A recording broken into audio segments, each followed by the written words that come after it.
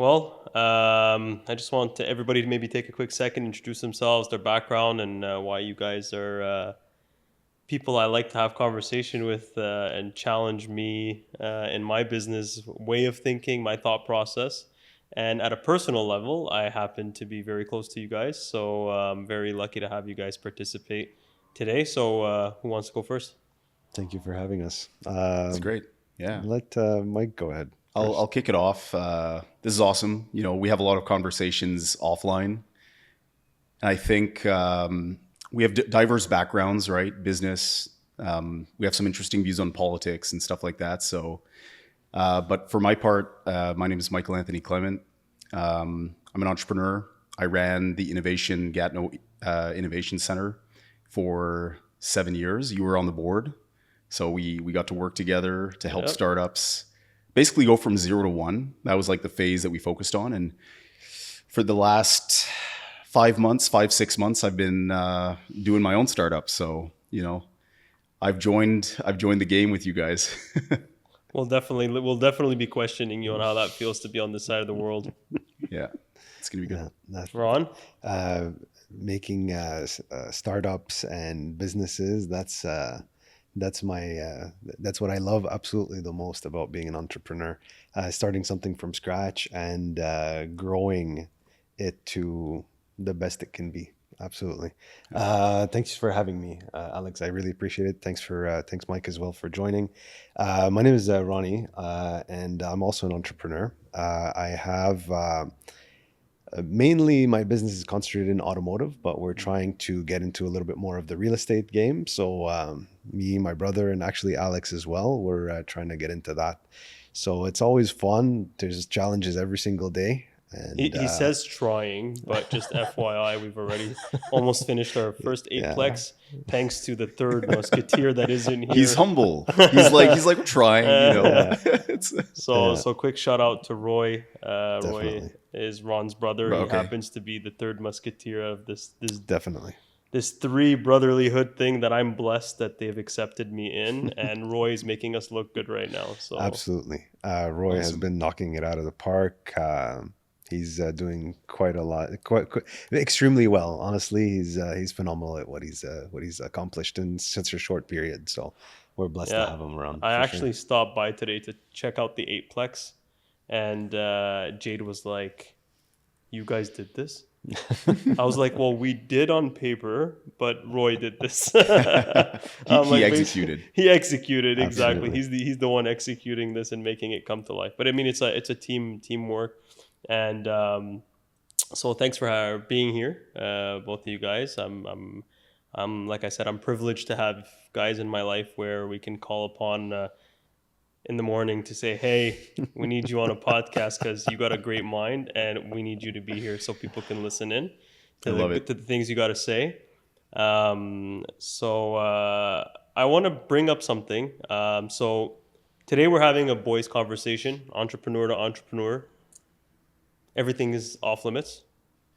You guys want to talk politics, Second Amendment, whatever you guys want to talk about, business, life, how you were brought up, what era was better, all the stuff we normally talk about. And I want other guys to see that, there are a couple of guys out there having these conversations. You're not the only ones that are thinking this way. And I think that this kind of helps that movement of, allowing manhood to also be a light in the world. I feel like that's something that's kind of been dying down in the last 15 or 20 years. For some weird reason, it's almost we're alienated to be a man.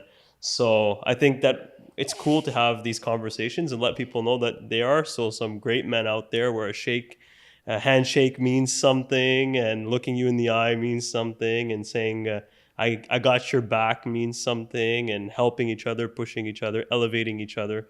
I think those things are all very important to me. Hmm. So we're typically competing against teams. And I say that all the time. Absolutely. So we started talking and said, there's tycoons in the real estate game. And we came in and said, let's do this together. There's things I can do, things he could do, obviously Roy could do. Hmm. And we launched and we decided to do it. I know that you have your partner, Joel, Yeah. And Joel and yourself launched into this amazing venture that I'll let you maybe have a chance to just explain a little bit more about it. And I think we're starting to see the correlation. Every time you team up, Yep. something happens, there's a spark. And then that's what allows you and it enables you to grow and to move. So just maybe let's hear everybody's opinion on, should you go solo? Should you team up? People are scared of teaming up. What do you guys think about that? What do you think about that, Mike? Yeah. I've got some thoughts on this. I mean, there's this saying that like the reason teams are more effective than individuals is because as an individual, you bring your skills to the table. Let's say in real estate, you're really good at finding deals, but let's say you have some weaknesses. Maybe you're not a good executor. So that's where your brother comes in. So by syndicating yourself with someone else, and then you add Alex to the mix, and maybe Alex is more of a finance guy and he can get the money. Well, you have the three pillars of the stool, right? You got the deal, you got the people, and you got the money. Well, it's actually crazy. That's insane. that he said that. You pretty much hit the nail on the head with that one.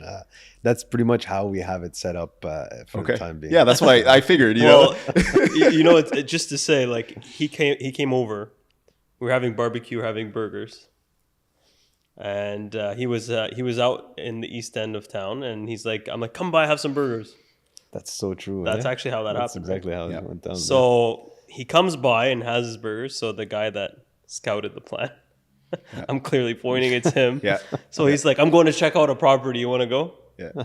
I was like, why not? Yeah. So we drove down, take a look at this property. He's like, you want in? You want to do this? I was like, all right, let's do it. And then we bid it against, I think the bid was very competitive. It was like 10 people, right?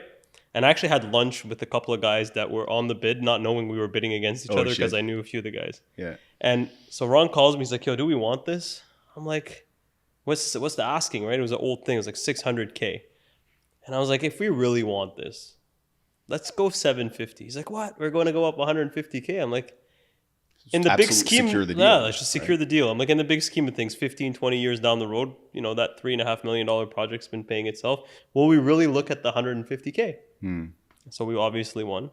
I like that approach, by the way. That's long-term thinking versus short-term thinking. Someone, there's penny pinchers in the world that try to save like $10,000 here on a deal like that, but when you zoom out, what's the point? So I love that you brought that up. Yeah, and I remember we debated it a little bit. We were going back and forth.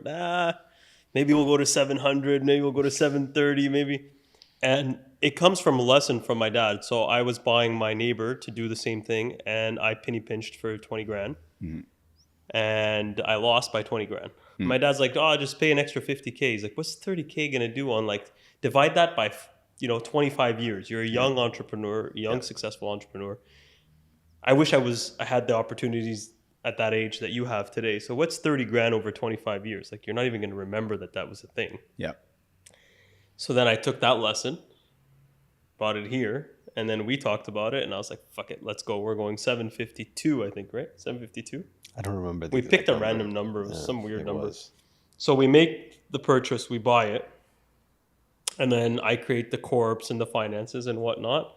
And then Roy just flies right in and basically takes over. He goes, all right, I got it from here, boys. Take a step back. The funny thing is, Roy didn't even look at the property. No. This one specifically, he was very busy with our automotive shop at the time. We had some staffing issues, and he stepped in and he took control of that. But he had not even laid eyes on it. He didn't even know that we were actually planning to buy it.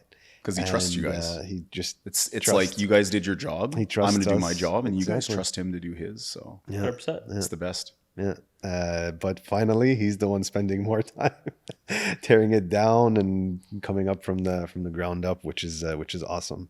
He's working with a great team right now to get the project going, and it's our first big project. We've done several smaller scale stuff, but this is the first big one for us in terms of real estate, and it's going extremely well. So we're happy guys. to Congrats. embark on this journey. So hopefully it should be a solid one, no doubt, for sure. Yeah, so that's the power of teams. What about you? You Yeah. recently jumped on a team of your own after taking a step back. So, like you said, Yeah. I had the privilege of working at the Institute of Innovation.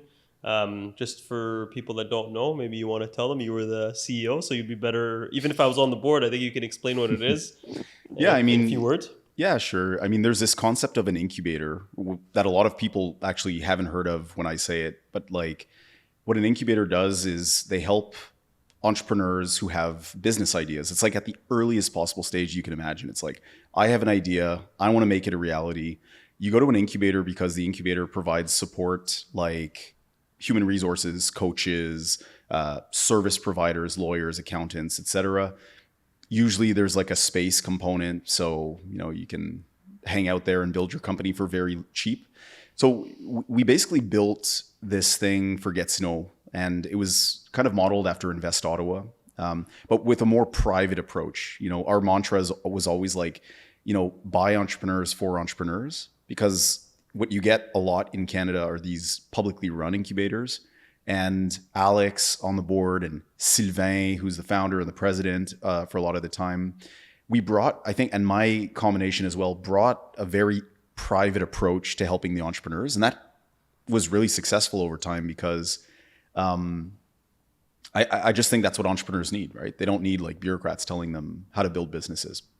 All that being said, Bureaucrats. In the city of bureaucrats. Yeah. I've got a lot to say about bureaucrats. I can't wait to hear about that. Hold me back, man. Hold me back. I won't hold you back. We're gonna bring that conversation back. Ron, remind me to bring that back. We'll put a bookmark in it. But you asked about our new business. So what's really cool, Alex, is that everything that I saw over these 7 years helping 100+ entrepreneurs, I get to now apply it in my own business. And what's awesome about that is negative knowledge is more valuable than positive knowledge. What I mean by that is it's more valuable to know what not to do than what to do. Absolutely. Because what to do changes every day, but what not to do is pretty much universal and it's timeless. Most businesses die because of probably one of three things, right? Like run out of money before you get to cash flow positive. Founder disputes.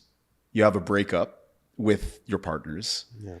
And the other one is, I think it's simply just running out of juice, that you've got no more will to continue.